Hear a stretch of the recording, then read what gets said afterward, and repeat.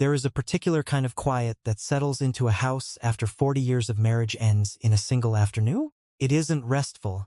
It's the quiet of a radio switched off mid-song, the quiet of a chair that used to creak under someone else's weight. For 4 decades, my world had a sound to it. It was the sound of my wife Margaret singing off-key while she watered her tomato plants on the back porch. It was the smell of her Sunday pot roast drifting through the screen door, and her voice, always a little too loud, calling out, "Walter, supper's getting cold." I used to complain about that voice, and now I would have given anything to hear it one more time. A heart attack took her on a Tuesday morning while she was folding laundry. I wasn't even in the room. I found her on the floor of the bedroom we'd shared for 38 years, a bath towel still gripped in her hand. The doctors said it was fast, that she likely didn't suffer. I've chosen to believe that, because the alternative is more than I can carry. The house went quiet after the funeral, and I mean truly quiet, the kind of quiet that presses on your chest like a weight. I'd sit in my recliner, the one Margaret always said made me look like an old bear in a cave, and I'd stare at the empty spot on the couch where she used to sit with her crossword puzzles. Sometimes I'd call out to her without thinking, "Margaret, have you seen my glasses?" And then the silence that followed would remind me all over again that she was gone, and my chest would tighten in that same dull, familiar way. I was living in our house, but it wasn't a home anymore. It was a museum where I was the only visitor, and I was tired of walking through it alone. My daughter, Claire, called me every single day for 3 months straight. Her voice always had that edge of worry mothers get, even when the child in question is 68 years old. "Dad, you can't keep living out there by yourself," she'd say. "Come stay with us. We've got the guest room, and the boys would love having their grandpa around." I refused, at first. End quote. I refused at first. I didn't want to be the old man cluttering up somebody else's household, getting underfoot, needing things. Margaret used to tease me that I was too proud for my own good, and she was right. But pride doesn't keep you warm at 3 in the morning when the house creaks and there's no one else's breathing to remind you you're not alone in the world. Eventually, I gave in. I packed 2 suitcases and told myself it was temporary, just until I got my feet under me again. I didn't know then that I was walking into something far more dangerous than loneliness. The day I moved in, Claire met me in the driveway with tears in her eyes and wrapped her arms around me before I'd even gotten out of the car. She has her mother's eyes, soft and a little too easily moved, and seeing them again after all those months apart nearly broke me right there on the pavement. "Dad, I'm so glad you're here, but," she said, "you're going to be okay. We're going to take care of you." Her husband, Dennis, shook my hand with that firm, businesslike grip of his, the kind of handshake that tells you a man has practiced it in a mirror. "Welcome home, Walter," he said, though something in the way he said it felt rehearsed, like a line from a play he'd memorized rather than a feeling he had. Dennis's mother, a woman named Linda, was staying with them too. She'd moved in about 8 months earlier after her second husband passed, and from the moment I met her, there was something about the woman that put me on edge in a way I couldn't name. She had a soft voice and an easy laugh, but her eyes didn't match her mouth. She'd smile at you while her eyes did something else entirely, something that felt more like measuring than warmth. She offered to make me a cup of coffee within the first 5 minutes of my being in the house, and even that small kindness felt somehow like the opening move in a game I didn't know I was playing. And then there were my grandsons. Tyler, 12 years old and already taller than his mother, mostly kept his nose in a tablet and grunted polite hellos. But the younger one, Cooper, just turned 7, barreled into my legs the second he saw me and didn't let go for a full minute. "Grandpa Walter, are you gonna live here forever now?" He asked, looking up at me with Margaret's same soft brown eyes, and something in my chest that had been frozen since the funeral finally cracked open just a little. That boy became my reason for getting out of bed most mornings.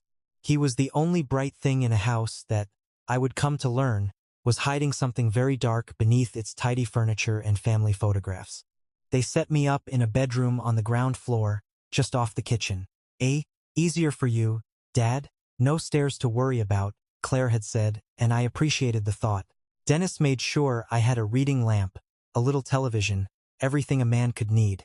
For those first few days, despite the strangeness of being a guest in my own daughter's home, I told myself, things might actually be all right.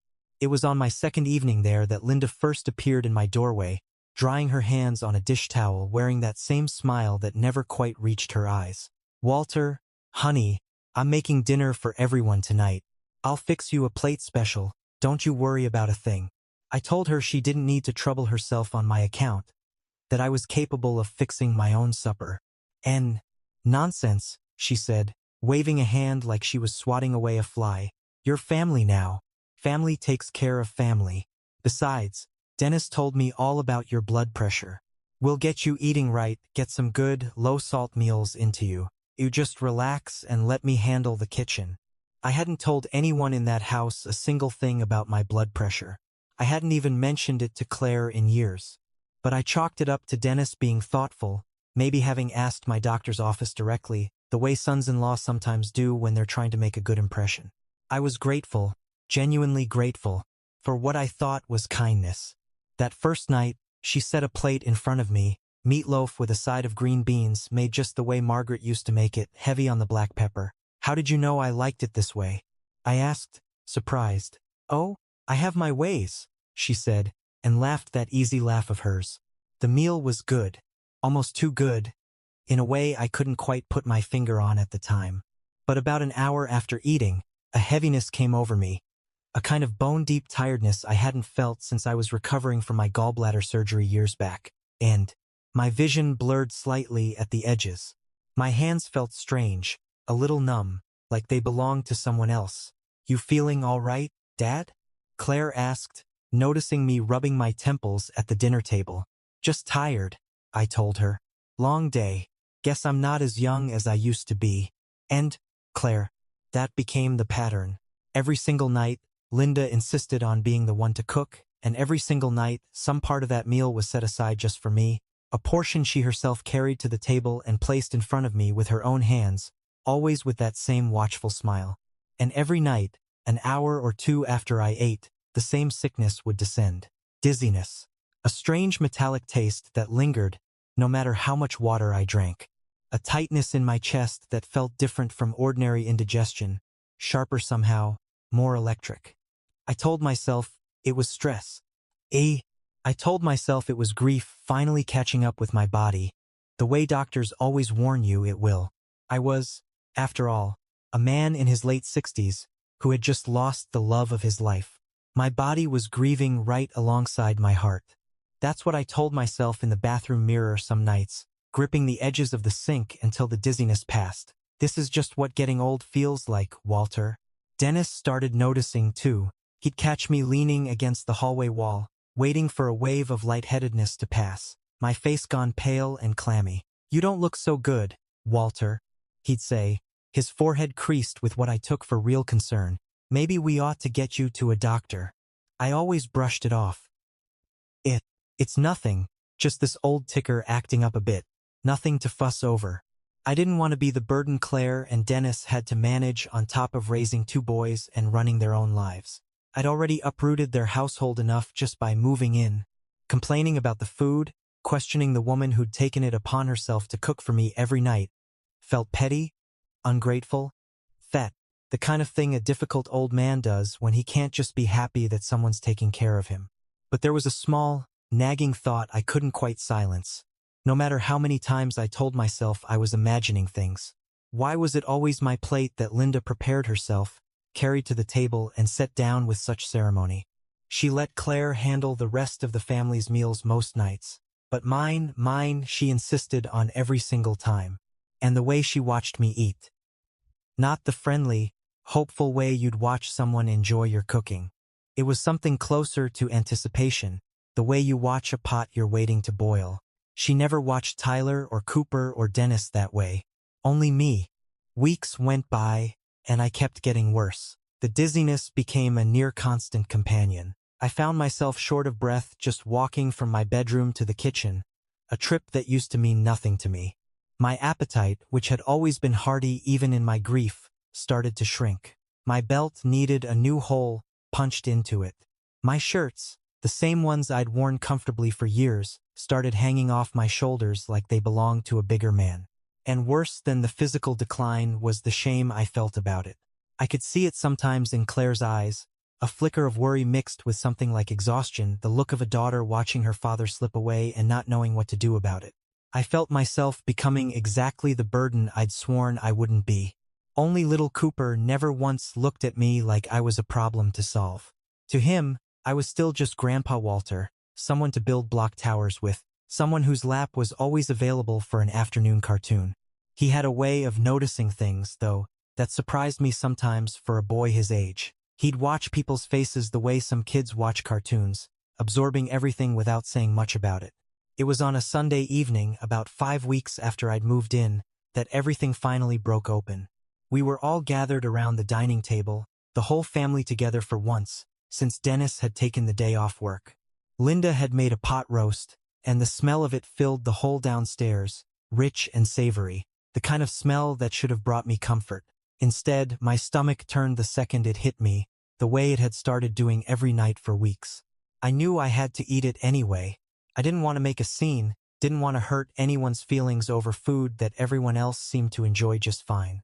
My plate, as always, was set in front of me by Linda's own hand, a generous portion of pot roast with carrots and potatoes, the gravy dark and thick.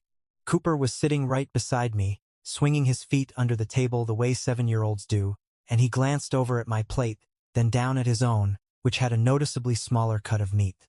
His face scrunched up in that particular pout only small children can manage. "Grandpa's piece is bigger," he announced to the table, and before either of his parents could say a word, he'd already reached over with both hands and swapped our plates clean, sliding his in front of me and pulling mine toward himself with the casual entitlement only a child possesses. "I want the big one," he said, already reaching for his fork. "I will remember what happened next for the rest of whatever years I have left." Linda's face went the color of old paper in an instant. Claire's fork froze halfway to her mouth. It wasn't the look of a mother mildly annoyed at a child's table manners. It was something far more naked than that, something closer to watching a car swerve toward a cliff's edge in slow motion. Dennis's eyes darted between his mother and his son with a look of dawning horror I can still picture with total clarity. "Cooper, no." Claire's voice cracked as she shot up out of her chair so fast it nearly toppled backward. She lunged across the table and yanked the plate away from her son before he could take a single bite, the motion so violent that gravy sloshed over the rim and onto the white tablecloth in a dark, spreading stain. "What's wrong with you?" Cooper wailed, more startled than hurt, tears already welling up. "I just wanted the bigger piece." "Nothing, sweetheart, nothing's wrong," Claire said, her voice shaking as she pulled him into her lap, but her eyes weren't on her son at all. They were locked on Linda, and there was something in that look I'd never seen pass between a mother and a daughter before, something that looked almost like a question and an accusation all at once. "What in God's name is going on here?" I finally managed to ask, my own voice barely above a whisper, my heart suddenly hammering against my ribs for reasons I couldn't yet name. "Nothing, Dad, it's nothing," Claire snapped, too quickly, her hands trembling as she smoothed Cooper's hair. "He's just being a picky eater. That's all. Cooper, honey, you eat your own plate, okay? Please, baby, just eat your own plate." Linda hadn't said a single word. She sat frozen, her napkin crushed in one fist, staring down at the ruined tablecloth like it held the answer to a question she desperately didn't want asked. Dennis looked like a man watching his entire life crack down the middle, his mouth opening and closing without any sound coming out. The rest of that evening is a blur of fear I hope never to live through again. Cooper, thank God, hadn't managed to eat any of the swapped plate before Claire snatched it away, but in the chaos, in the shouting and the confusion, nobody had noticed that in his frustration, the boy had already snatched a single carrot off my original plate with his fingers before Claire got to him, popping it into his mouth. In that same instant, he'd made the swap. It took maybe 90 seconds before he started to complain his tummy hurt. Then his face went slack in a way that made my blood run cold. His eyes suddenly unfocused, his small body starting to tremble.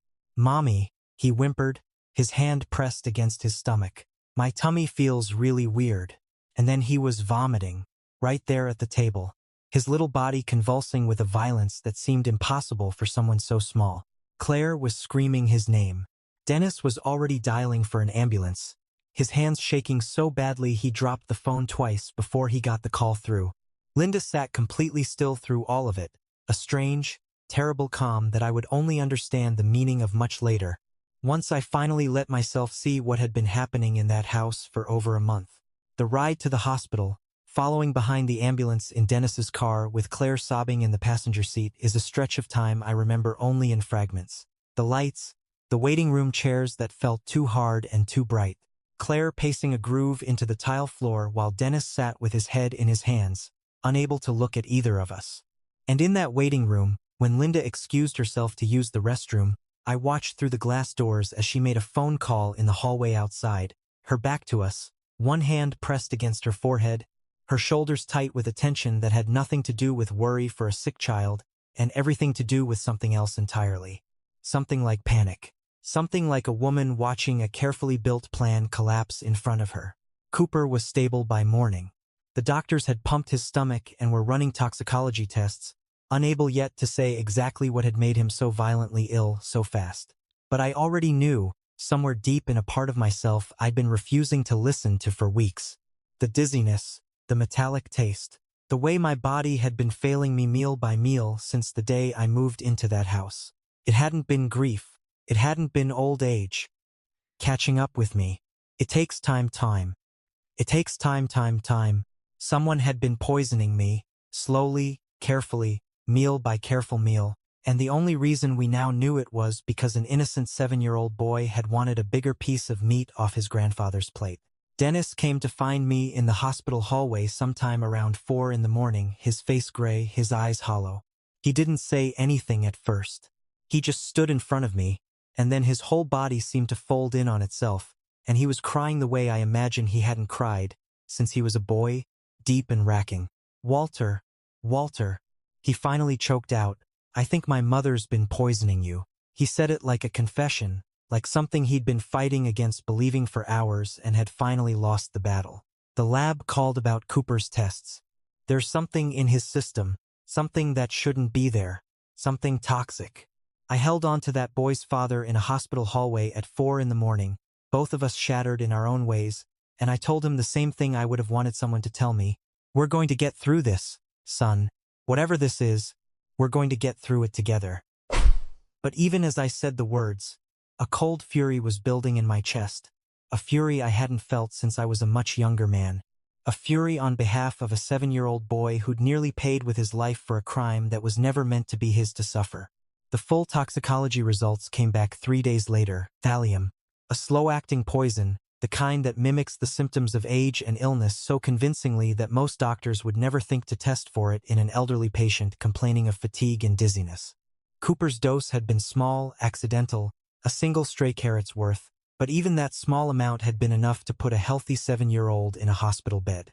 Mine, the detective later explained to us, had been building steadily for 5 weeks, a careful, patient poisoning designed to look exactly like an old man's body finally giving out under the weight of grief and age. Dennis didn't wait for anyone's permission. He drove straight to the police station that same afternoon with the lab results in hand and gave a full statement.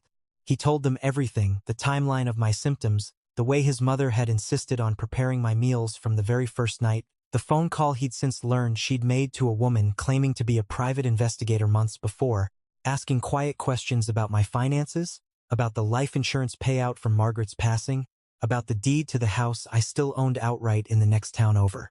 The arrest happened 2 mornings later. I was in the kitchen making coffee when I heard the knock at the front door, followed by voices I didn't recognize, low and official. 2 detectives stood in the doorway, and behind them, a patrol car sat in the driveway with its lights off but its presence unmistakable. Linda was called into the living room. She came down the stairs still in her bathrobe, her hair not yet done for the day, and when she saw the detectives, something in her face simply gave way, like a dam finally breaking after holding back water for far too long. "Linda Ferris," one of the detectives said, her voice steady and unemotional, "you're under arrest for the attempted murder of Walter Hobbs." Linda didn't scream, didn't deny it the way I'd expected. She just stood there, her face gone slack, and said only one thing before they led her out in handcuffs. "I never meant for the boy to get hurt." As if that single sentence could undo 5 weeks of carefully measured poison, 5 weeks of watching me grow thinner and weaker while she smiled and called herself family. The trial, when it finally came 8 months later, was its own kind of agony.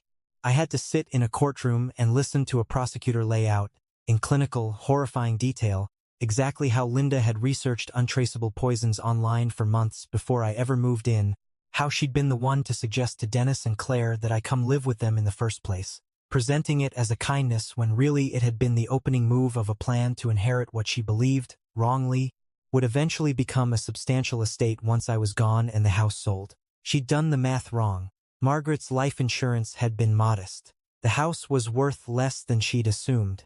She had nearly killed a man and poisoned a child over a sum of money that, in the end, wouldn't have changed her life all that much. That fact alone was almost harder to sit with than the poisoning itself. She was convicted on all counts. The judge sentenced her to 22 years, with the possibility of parole, only after serving at least 15. Watching her led out of that courtroom in her orange jumpsuit, I felt no triumph, only a kind of hollow exhaustion, the feeling of a war finally over after it's already cost you everything you were fighting to protect. Dennis was never the same afterward, not for a long while. He carried a guilt that didn't belong to him, the guilt of having welcomed his own mother into his home and not seeing what she truly was until his son had nearly paid the price for his blindness. He'd sit up some nights long after everyone else had gone to bed, and I'd find him at the kitchen table with a cold cup of coffee in front of him, staring at nothing. I should have seen it, he told me once. She's my mother. How could I not see it? I told him what I believed to be true, that evil doesn't usually announce itself, that the people capable of the worst things are very often the ones who've spent a lifetime learning exactly how to look harmless.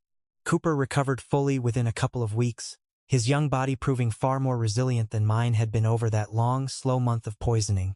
But he carried a strange kind of survivor's guilt for a child so young, insisting for months afterward that it was his fault, that if he hadn't wanted the bigger piece of meat, none of it would have happened. It took a lot of quiet conversations on the back porch, a lot of ice cream, and patient reassurance, before he finally stopped apologizing for having accidentally saved his grandfather's life. I decided to stay on with Claire and Dennis rather than return to my empty house. We needed each other in a way that went beyond convenience now. We'd survived something together, the three of us and that brave, oblivious little boy, and there was a bond in that survival that felt stronger, somehow, than the ordinary bonds of family. I started taking Cooper fishing on Saturday mornings, something Margaret and I used to do with Claire when she was young, and I told him stories about his grandmother, about her singing while she watered tomatoes, about the woman he'd never gotten the chance to meet but who would have adored him beyond measure. It took the better part of a year for the house to feel like a home again rather than a crime scene we were all quietly circling. Slowly, though, the color came back into our lives, and Dennis started laughing again, really laughing, not the hollow performance of it he'd been doing for months. Claire stopped flinching every time someone offered to cook dinner. And one evening, almost exactly a year after that terrible Sunday supper, Dennis found me out on the back porch where I liked to sit in the evenings, and he sat down beside me with 2 cups of coffee. "Walter," he said, "I've been thinking a lot lately, about everything, about how close we came to losing you, and how close we came to losing Cooper, and I just want you to know, whatever time you've got left in this life, I want you spending it here with us, as family, not as a guest, not as someone we're taking care of out of obligation, as family." I felt something in my chest loosen that had been tight since the day Margaret died, a knot I hadn't even realized I was still carrying. "I think Margaret would like knowing I ended up somewhere I was loved like that," I told him, and he put a hand on my shoulder and left it there for a long moment, the way a son does when words aren't quite enough. These days, when I sit in my recliner in the evenings, the quiet that surrounds me is a different quiet than the one that nearly broke me after Margaret passed. It's not the silence of loss anymore. End quote. End quote. It's the silence of a house at peace, of a family that survived something almost unthinkable and came out the other side closer for having endured it. I hear Cooper's laughter from the next room some nights, chasing his brother around the living room, and I think about how easily that laughter could have been silenced forever over a stray piece of carrot on the wrong plate. If you're listening to this and you've got someone in your life you've let get too close, someone whose kindness never quite sits right in your gut, someone who watches you a little too carefully when you're not looking, I'd ask you to trust that feeling. I ignored mine for 5 weeks because I didn't want to seem ungrateful, because I told myself an old man's instincts couldn't be trusted over a woman's smiling face and a home-cooked meal. It nearly cost me my life, and it very nearly cost a 7-year-old boy his. You cannot always see evil coming. Sometimes it wears a warm smile and asks about your blood pressure and calls you family before it's earned the right to. But you can learn to trust the quiet voice in the back of your mind that tells you something is wrong, even when everyone around you insists everything is fine.